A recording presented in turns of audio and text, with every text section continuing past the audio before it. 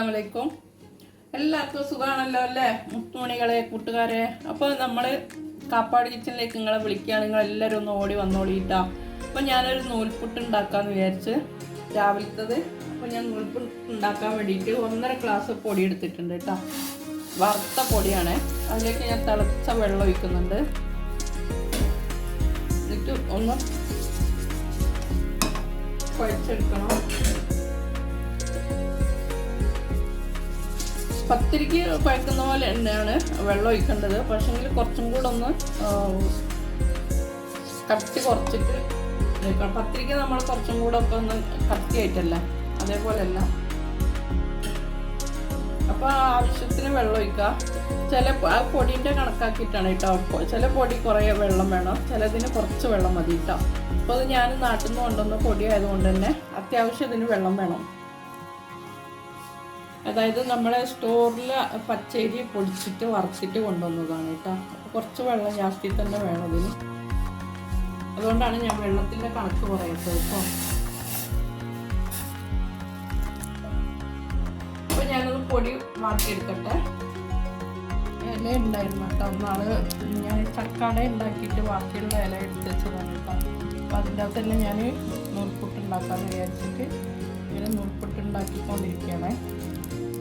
നല്ല ടേസ്റ്റാണ് നൂൽപുട്ട്. രാവിലെ തന്നെ കഴിക്കാൻ നല്ല ടേസ്റ്റാണ്. ഇടയ്ക്കൊന്ന് മാറ്റി പിടിക്കുക. അപ്പോൾ എപ്പം പത്തിരി പുട്ടൊക്കെ ആകുമ്പോൾ മടുക്കൂല. അപ്പോൾ ഇതേപോലെ നമുക്കൊന്ന് ആവിയിൽ വേവിക്കും.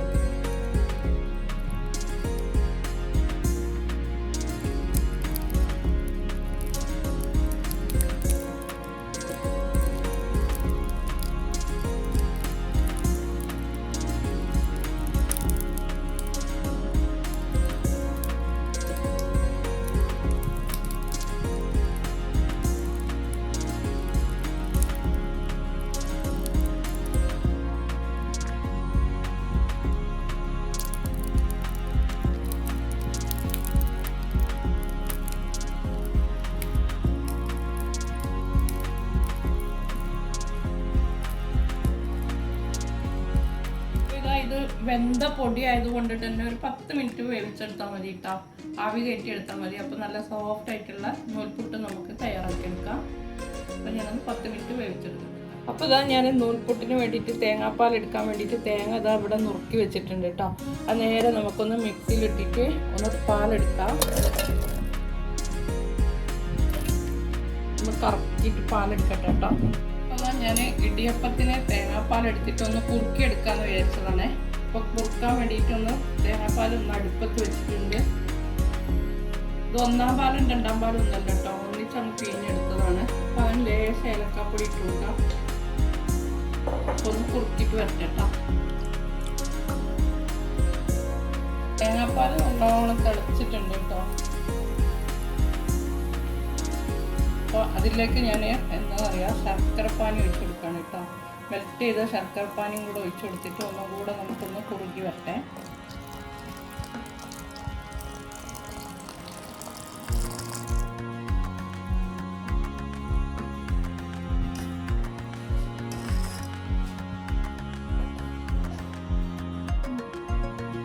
അപ്പോൾ ഇതാ മക്കളെ, നമ്മളെ നൂൽപുട്ടും പാലും തേങ്ങാപ്പാലും കൂട്ടിയിട്ട് നമുക്കൊന്ന് നൂൽപുട്ട് കഴിക്കാമല്ലോ. വരിങ്ങളൊന്ന്. അപ്പോൾ ഞാൻ എന്നും പറയുന്ന പോലെ തന്നെ നിങ്ങളൊന്ന് സബ്സ്ക്രൈബ് ചെയ്തിട്ടില്ലെങ്കിൽ ഒന്ന് സബ്സ്ക്രൈബ് ചെയ്യുക, ഒന്ന് കാപ്പാടിനെ സപ്പോർട്ട് ചെയ്യുക, ലൈക്കും കൂടെ ഒന്ന് ചെയ്യാൻ കേട്ടോ. അപ്പോൾ തേങ്ങാപ്പാലും കൂട്ടിയിട്ട് നമുക്കൊന്ന് നന്നായിട്ടൊന്ന് ചായ കുടിക്കാം കേട്ടോ. ശർക്കരൻ്റെ കളറാണ് കേട്ടോ. ശർക്കര ഏലക്കായും ഒക്കെ ഇട്ടുകൊണ്ട് നല്ലോണം കുറുകിയിട്ടുണ്ട് തേങ്ങാപ്പാൽ. അതും കൂടിയിട്ട് നമുക്കൊന്ന് കഴിക്കാം. അപ്പോൾ നിങ്ങളും വന്നോളി കേട്ടോ.